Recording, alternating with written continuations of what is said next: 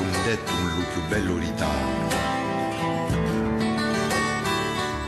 Facciano sante, facciano sante. Che dimanti miei, pare un detto a bordo. Di porco moscato. Pare un detto, pare un detto. Buongiorno a tutti. Stavolta ho il piacere di ricevere per voi un autore di governo o parecchi autori sceglierete da qui alla fine dell'emissione, birarete. Infatti ricevo un autore che scrive sotto parecchi nomi, usuio o no, biraremo. È un mistero, ma è interessantissimo perché si tratta di romanzo, di traduzione, di novelle, di scritti in riviste numerose, anche a un livello straniero. Pietro Antone Skolka, bonjour. Bonjour. C'est un plaisir de vous recevoir. J'ai l'impression que vous êtes venu en caravansérail, là, comme l'on dit. Alors, en fait, vous êtes plusieurs et vous êtes presque seul, mais quand je dis Pedranton Skolka, vous écrivez en fait Pedranto, et moi je regrette toujours qu'on dise Pedranto, alors que Antone dit Antone et on dit Onto, lorsqu'on dit Onto, qu'on interpelle. Mais bon, tout cela pour plaisanter au début. Toutefois, Pedranton Skolka, vous êtes assez éclectique et vous êtes aussi plein de contradictions. On va le voir tout au long de cette émission, mais on en a tous, ne vous inquiétez pas. Vous m'écrivez des mails, vous me les écrivez en corse? Oui. Je vous demande de le parler, vous dites non, je ne le parle pas parce que pour le parler, il faut savoir le parler. Alors voilà, c'est un particolare radio. On commence par le fait que vous ayez traduit notamment cette année ce que l'on appelle le Guerrazzi, la Tour de Nonze. Alors je le fais voir parce que c'est quand même un des livres qui a été retenu en finale du prix du livre corse cette année. Oui. Et je vous faccio vedere questo livre, la Tour de Nonze de Guerrazzi, édité chez Albiane, et c'est vous qui l'avez traduit. Alors, cette traduction, pourquoi? C'était parce que c'est la suite de l'entreprise de traduction que nous avons commencé, vous avez commencé avec Pasquale Paoli. Avec celui que je fais voir là. Voilà, oui. Qui est le... Ça, c'était une première traduction. Voilà, d'accord. Alors, on le fait voir. Et l'idée, en fait, c'est que pour Albiane, qui est l'éditeur de ces livres, Albiane pense qu'il y a une sorte de roman inconnu de la littérature corse qui est le roman de Guerrazzi. Dont l'importance est incontestable et que c'est bien de le mettre à disposition des lecteurs. Parce que ça a influencé les Corses qui doutaient à un moment donné de leur capacité à produire des œuvres, notamment Salvatore Vial, pour le reprendre, sûr, entre autres. Qui ont reçu de l'Italie, notamment à travers Niccolo Tommaseo et Guerrazzi, qui étaient des exilés politiques, qui ont reçu de l'Italie les assurances qu'il y avait une œuvre possible en Corse. Et donc, l'idée d'Albiane, c'est de dire, Guerrazzi est venu pendant 3 ans, en Corse, 1853-1857, et il a écrit 4 romans. Oui. Et l'idée, c'est donc de les traduire tranquillement. Là, on est en train de travailler actuellement sur Moscone. Je réitère ma question. Cette traduction, je ne vous dirai pas que traducteur, etc., mais le problème n'est pas là. Vous m'avez dit le pourquoi de cette traduction. Maintenant, je voudrais savoir le comment. Parce que ce n'est pas n'importe quelle traduction que celle-ci. Le comment, c'est essentiellement un travail entre le lecteur que l'on prévoit et l'équipe de traduction. L'équipe de traduction, c'est essentiellement moi, bien sûr, mais je tiens compte du regard de l'éditeur. Parce que selon les niveaux de langage que l'on décide pour Guerrazzi, Guerrazzi est un auteur qui est incompréhensible en italien. Il faut le comprendre. Nous sommes d'accord. C'est un des grands auteurs, c'est fondamental de la littérature italienne, mais il est intraduisible pratiquement et incompréhensible actuellement. Foisonnement de pensées. Et comment traduit-on lorsqu'on traduit quelque chose dont on sait? Ça, c'est les traducteurs qui le disent en plus, c'est extraordinaire. Mais c'est bien que vous partiez sur ce terrain. Il faut partir. C'est presque incompréhensible en italien, et moi, ce que vous allez nous expliquer, je m'attelle à cette traduction pour que... Voilà. Le rendre compréhensible en français. Voilà.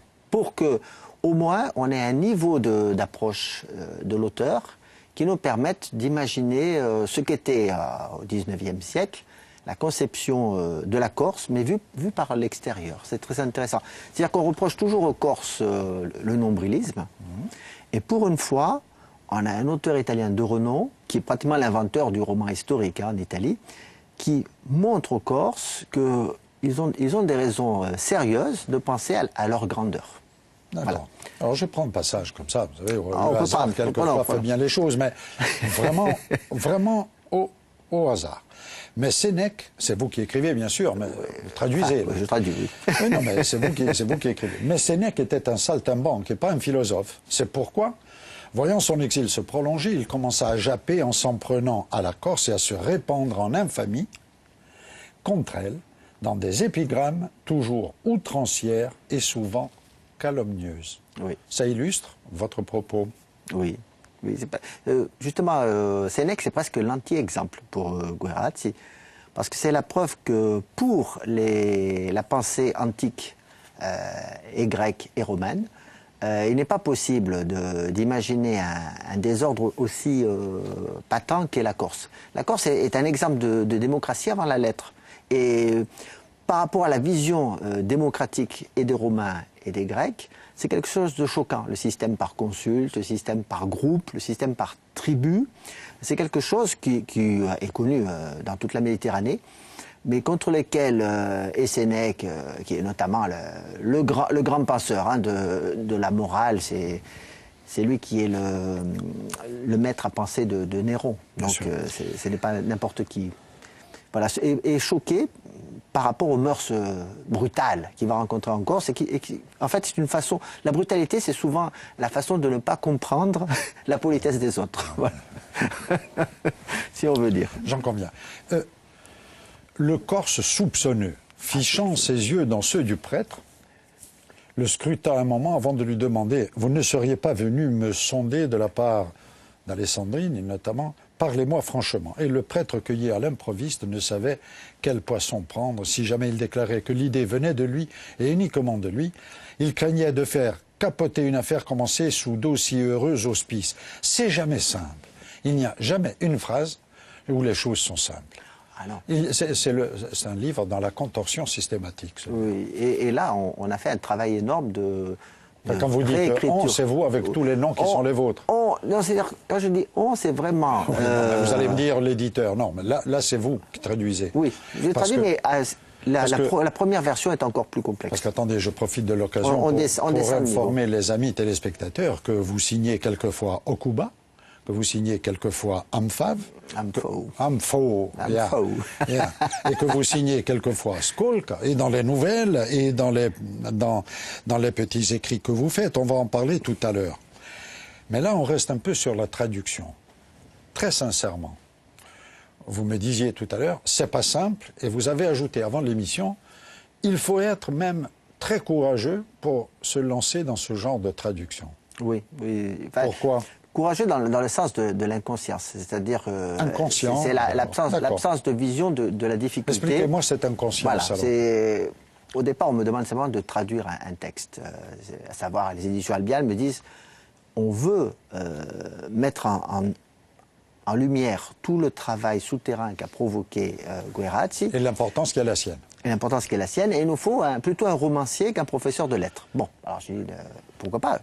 Mais je ne savais pas que c'était... Vous étiez content qu'on s'adresse à vous, qu'on s'adressât à vous pour cette traduction. J'étais très content. J'étais très content parce que j'adore la traduction. C'est quelque chose qui est une façon d'aller vers l'extérieur et de réfléchir de manière beaucoup plus complexe que d'habitude à sa propre langue. À partir de l'élément qui est l'écriture de l'auteur initial. C'est ça. L'auteur initial, la langue qu'il utilise, interroge en retour la langue dans laquelle on va rendre cette pensée. C'est un passeur, quand même. Ah, c'est le passage, voilà. Là, il faut transmettre, et essayer de transmettre autant que ce qu'a voulu dire l'auteur. Et c'est là-dessus que c'est très difficile de simplifier, si on peut dire, de rendre plus lisible Guerrazzi, et on joue uniquement sur la ponctuation. On le lit très volontiers. On le lit très volontiers, on se délecte presque, je vous le dis très sincèrement. On le lit très volontiers, on prend plaisir à se rendre compte, à travers la complexité de l'écriture, mais certainement initiale, de ce qu'a été cette époque-là, entre autres, et de ce que l'auteur était comme élément important de la littérature. Et c'est certainement pour ça que, que Guy Firolone et Bernard Biancarri lui ont fait appel à vous pour cette traduction. Voilà. Je fais revoir une dernière fois celui-ci, La Tour de Nonza. Voilà, traduction de Petranto Skolka. Le Guerrazzi. Alors, quelques mots encore sur l'autre traduction. Et là, c'est un pavé.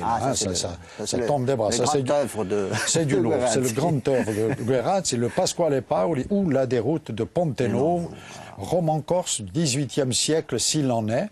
Alors là, comment avez-vous travaillé pour nous mettre à disposition ceci? Ça, c'est vraiment un grand travail. Ça, c'est 4 ans de travail. Oui. Donc, c'est d'abord un texte que l'on traduit, et puis là, il y a peut-être 200, 300 lectures, hein, à peu près. Et aussi un besoin de faire un index et de chercher des notions. Et là, il y a beaucoup de notes de bas de page. Oui, c'est vrai. Parce que le livre est pratiquement incompréhensible. Il ne pouvait être compris que dans le contexte corse du début du 19e siècle. C'est-à-dire que Vial s'en est délecté. Mais pour des lecteurs qui ont maintenant 120 ans derrière, c'est presque incompréhensible. Donc il fallait reprendre tous les éléments, pas seulement les éléments historiques. Il faut savoir que le livre de Guerrazzi est parti d'un amas de papier qu'a laissé le banquier Grigori à Bastia. La famille Grigori. Là, nous avons une somme de connaissances que l'auteur au début met à disposition, mais que votre travail, je dis tranquillement, que votre travail nous permet d'avoir sous la main, et en particulier les spécialistes de l'histoire, et ils sont de plus en plus nombreux, j'en connais quelques-uns, qui, je ne dirais pas se délectent, mais qui estiment fondamental cet ouvrage comme étant une des références de la littérature corse, certainement. Voilà. Alors, voilà pour ce qui est de l'histoire, si je puis dire, et de ces traductions, le côté traducteur qui est le vôtre. On en a donc parlé. Mais maintenant, je voudrais venir tout de suite dans cet aspect de la question, parce que vous êtes titilleur aussi, politiqué, là. Alors là, vous nous racontez des choses un peu à la Marco Biancarelli, encore que, bon, vous égratignez quelque peu. Politiqué, là, et autres histoires qu'il ne faut pas dire. Attendez, vous êtes quand même fort là. Les histoires qu'il ne faut pas dire, non seulement vous les dites, mais vous les écrivez, vous. Vous plaisantez, c'est une grosse plaisanterie. C'est la plaisanterie et le propre de l'homme. C'est vrai. Mais, nous allons nous rendre d'accord là-dessus. En traduisant Guerrazzi, vous êtes dans la contorsion, mais là, vous dites qu'il ne faut pas les dire, et vous les écrivez, vous ne les mettez à disposition. Mais ça, c'est le paradoxe de l'humain. C'est vrai. Il ne devrait pas faire et il fait. Alors, je ne vais pas les raconter, elles sont aussi délicieuses que démonstratives un peu, d'une certaine réalité de la Corse, dont il est bon, et vous le faites, de dire qu'il ne faut pas le dire, mais lorsqu'on le sait, on connaît mieux la Corse. Je vous le dis tranquillement comme ça. Pourquoi avoir fait ceci? Ce petit que je montre également. Politichella e altre storie da non raccontare, qui est traduit. Celui-là, c'est le même, mais traduit en italien, alors par Anna Geoffrey, con la préfazione di Giacomo Thiers. On reconnaît toujours le sérieux et la cohérence et la connaissance de tous les participants à ces ouvrages. Pourquoi avez-vous écrit ce que vous estimez, ou du moins vous dites, en nous la jouant comme ça, qu'il ne faut pas le dire et le savoir? Allez, en 2 mots. Pourquoi l'écrire? Essentiellement parce que c'est un livre qui correspond à une question de l'ailleurs. C'est à l'extérieur de la Corse, et il y a une image qui sort. Je ne sais pas si vous vous rappelez ce livre sur le racisme corse qui avait été écrit par De Gregori, je crois. Oui, d'accord. C'était très intéressant. Qui montre que, quelque part, on s'arrête à un cliché. Attendez, je me permets, je pose une question comme ça. C'est plus l'image ou la réalité qui vous dérange, vous qui écrivez ça? La réalité me dérange. Y compris l'image que les autres ont. La réalité ne me dérange pas, sinon je ne vivrais pas ici. Mais c'est souvent l'image qui vous dérange. L'image, personnellement, je ne me sens pas gêné par l'image. Hein, ça, c'est clair. Mais je pense qu'il faut donner une clé à ceux qui veulent connaître la Corse. Il faut donner une clé un peu différente. Plusieurs différentes. Si c'est possible. Oui. Voilà. Bon, alors là, on va pas Allez les lire, ces livres. C'est très intéressant et vous allez voir la complexité, enfin la complexité du caravansérail que voilà, les différentes personnalités de l'auteur. Alors tantôt, mais qui est celui qui écrit?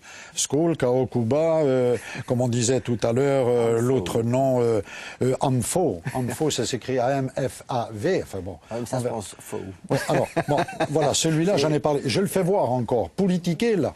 On vient dessus, s'il vous plaît. Regardez, filière d'aiguille. Politiquer, là, en bas. Politiquer, là, et autres histoires qu'il ne faut pas dire. Oui. Ça, quand l'auteur écrit ça, tout de suite, il nous donne envie de les lire. C'est ce qu'on a fait. Ça, oui, alors, maintenant, on va aller vers les polars. Parce que j'aime beaucoup on excelle dans ce domaine, chez Skulka. Mais est-ce que c'est Skulka? Ou est-ce que c'est... Qui c'est? Alors, là, vous mettez les 3 noms. Oui. Vous en mettrez 3 des vôtres. Je ne sais pas lequel, Okuba, Amfo ou Skulka, qui écrit « Le petit plongeoir vers l'abîme » que je conseille à nos amis téléspectateurs pour se régaler. Je vous le dis, pour se régaler. Vous connaîtrez Petranto Skulka lorsque vous aurez plongé dans ce livre. C'est un petit plongeoir. Lisez-le. Il faut en ressortir. Oui, non, mais ils en ressortiront, j'en suis persuadé. Il y a la bouée dans le livre. Ah bon, il y a toujours une bouée.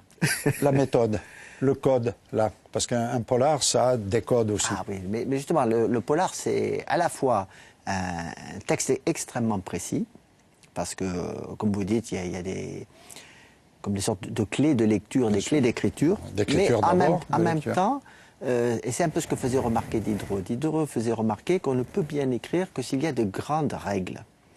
Si on est simplement dans la liberté, entre guillemets, de l'écriture, facilement on divague et on erre. Là, au contraire, avec le polar, on a un espace qui est donné et dont on peut jouer. On peut jouer, on peut repousser les murs, on peut faire semblant d'avoir des murs là où il n'y a que des parois, etc. etc. Et la réalité de l'écriture, elle devient vraiment importante. Vous jouez quand même tout le temps entre réalité et illusion de celle-ci. Les murs, et il n'y a pas les murs, on repousse. Si le mur est, vous ne le poussez pas. Voilà. Mais par contre, s'il est illusoire, ben, vous le poussez, vous allez plus loin, vous continuez à pousser l'autre, qui est toujours peut-être illusion.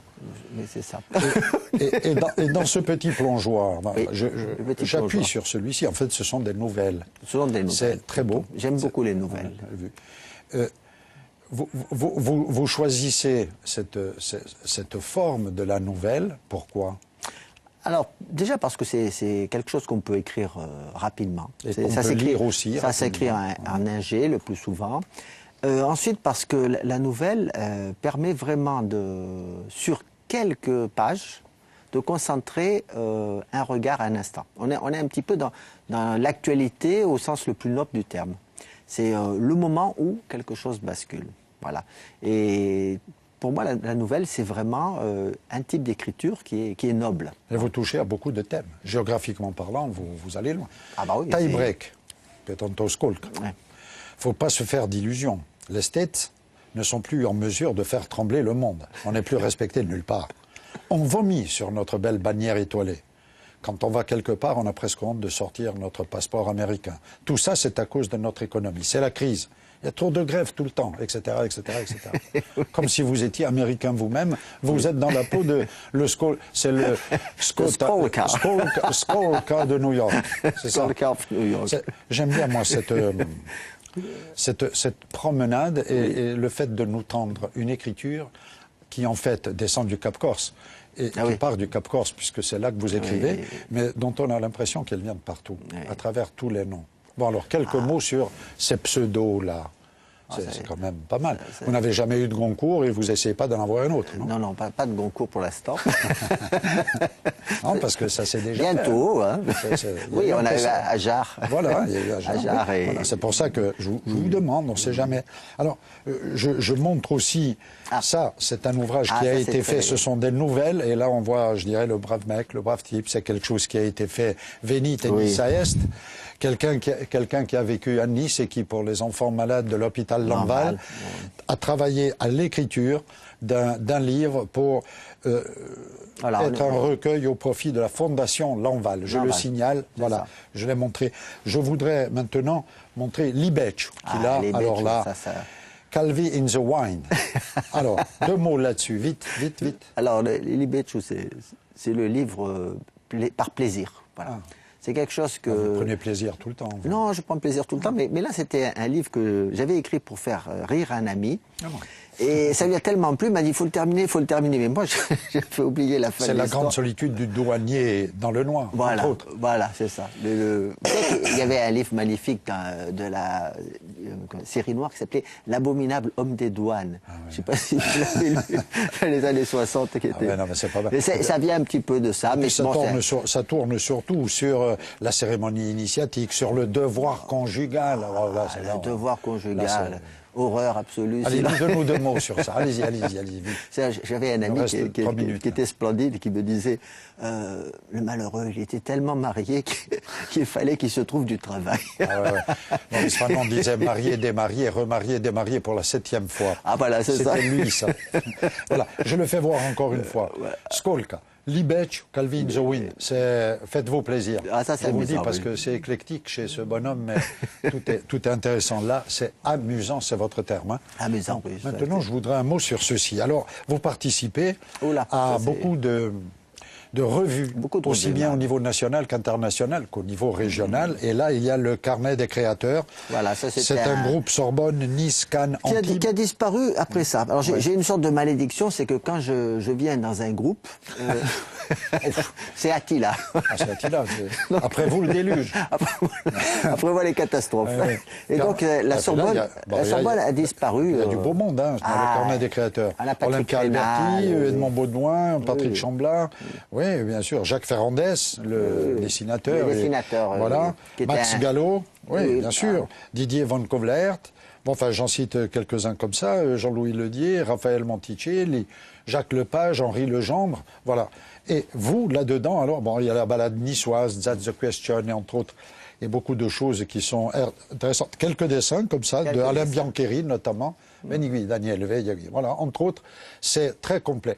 Qu'est-ce qui vous a amené dans cette, Alors ça, c'est aventure-là? C'est un côté magique. C'est l'éditeur, à l'époque c'était Z Édition. C'est une maison d'édition qui a disparu aussi. Qui était niçoise. Qui était niçoise, et a reçu un mail de ma part. Pas un mail, pardon, à l'époque il n'y avait pas de mail, un fax. Un fax. Mais moi je n'ai jamais envoyé de fax. Je crois que...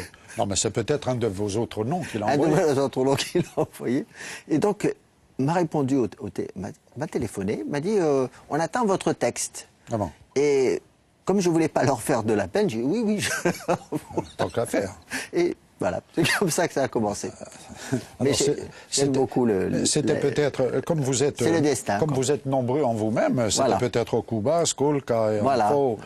Alors, un mot sur Sentimental Motel, quand même. Sentimental Motel, c'est un livre un peu dur, peut-être. Oui, c'est vrai. pas très... C'est pas simple, hein. C'est pas très plaisant. Non. Et je crois que c'est... On n'en sort pas facilement. de ça. Non, on ne sort pas facilement parce que c'est quelque chose sur le sentiment. Et le sentiment, c'est quelque chose qui est difficile à écrire.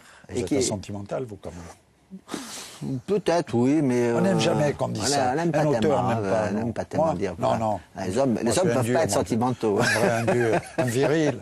Voilà, mais en même temps, c'est important de faire appel à ce qu'est l'humanité, voilà.